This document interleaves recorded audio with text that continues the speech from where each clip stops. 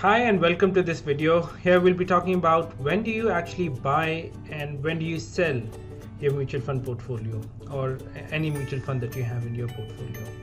So let's talk about buying first. So when do you really buy a mutual fund, right? That really depends which mutual fund you're talking about. There are three kinds rather: liquid, debt, and then you have equity funds. So let's look at them one by one. Liquid fund, you can actually buy them anytime. You have some spare money which you do not need to use for some time. You can actually put that in the liquid fund, and you can even put a lump sum amount, even if it's a big amount. You can put that in liquid fund. They are very safe. So you can put a lump sum amount, or you can put the money in a staggered manner in the liquid fund as the money is coming in. You can keep putting it in the liquid fund. However, you cannot really put a lump sum amount in an equity fund or even a short-term fund for that matter. So if you have lump sum amount, how you should be approaching that is, if you want to park it for a year or two or a couple of years for your non-negotiable goals, then you should be putting that in the liquid fund, and from there you can use STP, which is systematic transfer plan, and you can move that money to a short-term bond fund. Maybe in about 6 to 7 months you can gradually move the money from your liquid fund to the short-term debt fund or the bond fund. Now when it comes to equity fund, you should not be putting lump sum amount at all, because in case if something goes wrong, then you can actually be in a soup, and it'll be a problem. So always invest in a gradual manner. Remember the guidelines that we talked about, always stick to that. So no lump sum investment into equities. Liquid fund is the one where you can put your lump sum investment in. Now here you'll get 6 to 7% kind of a return, and even if you move from a liquid fund to a short-term fund, a short-term debt fund, where you can expect 8 to 9% kind of a return, you won't be losing out on much of interest payment. However, it would give you that added security. So in about 6 7 months you can move all the money from liquid to your short-term bond fund, whatever you've decided, and you can keep that money there for a couple of years and you'll get a decent amount of return. Now as far as equity is concerned, once you park the money in liquid fund and you want to move it to an equity fund, what you can do is you can do a systematic transfer plan. You can transfer every week, every month, fortnightly. That really depends on you, but you should be staggering that over a period of time, over about 18 months. Let's say if it's a big amount, then in about 18 months you should be able to transfer all your money from your liquid fund to an equity fund. And 18 months is a good enough period for you to average out, because averaging is the main criteria here. What averaging is doing here is, when the price is going up you're buying less, and when the price is coming down you're buying more. So what you need to ensure is that you're putting in each installment that's going into the equity market is the same, right? Even if you're making a weekly payment, let's say if it's a 10 lakh rupees which you have put in liquid fund and you want to transfer that into equity fund, then you can have a 10,000 rupees every week that gets transferred into an equity fund. So that way around 40,000 rupees is going every month into equity, and that means roughly 5 lakh rupees. So in about 2 years time, which is 24 months, you should be able to transfer all your money from your liquid to equity, and you're averaging out. So it would work in your favor. When the price is up you buy less, when the price is low you buy more. You need to ensure that the installment amount or the transfer amount is the same. It should be uniform, right? Once you get used to equities, and once you learn more, you can actually buy more when equity market is down. So let's say you're putting in 10,000 rupees. When the market comes down a bit, maybe you can put in 20,000 rupees in that week.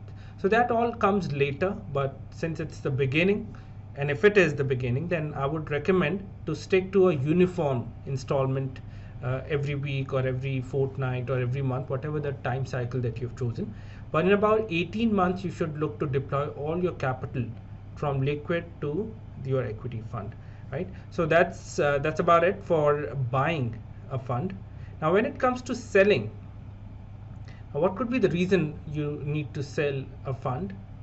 these are the 4 reasons that you may consider selling your fund.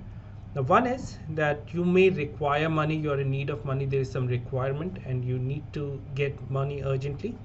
Then you can withdraw money, and there's no other option, then you'll have to withdraw whatever investments you have done.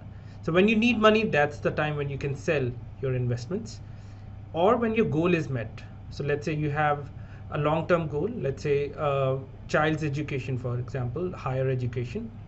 You wanted to send your kid to maybe US for college studies, and you have you've been accumulating couple of crores for it, and once you're able to attain that goal, then you should be considering selling the fund, selling your investment, redeeming it when the goal comes near, and you can put that in the liquid fund so that the money is safe, because it's a non-negotiable goal.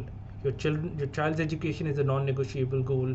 Your retirement is a non-negotiable goal. So all these goals are non-negotiable, and you cannot really let the market decide whether you would meet the target or not. Once your goal is near, then you should not be taking much risk with that money, and you should gradually move it away from the volatility of the stock market, right? So you can maybe move it into a liquid fund, or if you have a couple of years still left, you can maybe move it into a short-term debt fund or a bond fund.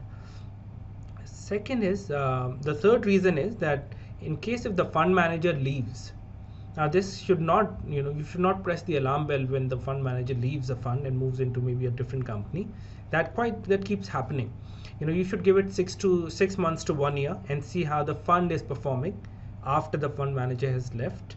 And in case if you see some drastic a change in the performance, then you can sell the fund and maybe move into a different fund, right? So fund manager going away from who was managing and was doing a good job, then it's a that's not really a good thing that the fund manager has left and a new fund manager is taking over. Sometimes it can be a blessing in disguise that a new fund manager may be able to do a better job, and that's why you should give it 6 months to 1 year's time and see how the performance is going. And in case if you don't see anything happening, or you see the fund performing badly, then it's best that you move away from the fund and move into a different one. Don't press the alarm bell though, right? That the fund manager has left and now you should also move with him. That's not how it should be. You should look at the overall management. If the management is also leaving the AMC, then maybe it's time for you to move as well. The last is if the fund is underperforming, and by underperformance I don't mean it's not the number one in its category. Don't chase overperformance, as we discussed in the last video. You should be looking at the benchmark. If your fund is able to beat the benchmark, if it's able to perform relatively well when compared to its peers, that's good enough. One fund which is giving 18% and your fund is giving 16 or maybe 15.5% kind of a return, then it's a good enough performance, and you should not be chasing 18% fund, because next year there will be a different fund which would be at the top. So never chase that. Even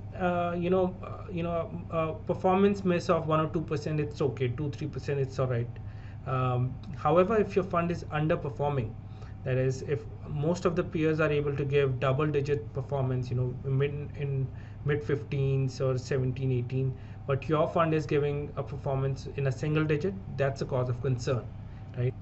After you have spent around 3-4 years in a fund, then you check the performance and see how it's going. See, first is we would when we are analyzing the fund while selecting the fund, we would look at 3 to 5 years performance, and if that has been good, put the money in and then be patient, right? Wait for a couple of years, let the fund manager do its job, and then look at the benchmark, look at the peers. In case if the market is falling and your fund is falling more, that's a cause of worry. But if it's not falling as much as the market or as much as the peers are falling, that means the fund manager is able to do a good job, right? Again, I'll say never chase very high performing fund, because it keeps changing, right? You would realize once you start monitoring it on your own, you would see that every year, every 6 months, you would see the fund which is at the top right now would no longer be at the top. At times it would no longer be in the top 5 as well. So it'll keep changing, so never chase that.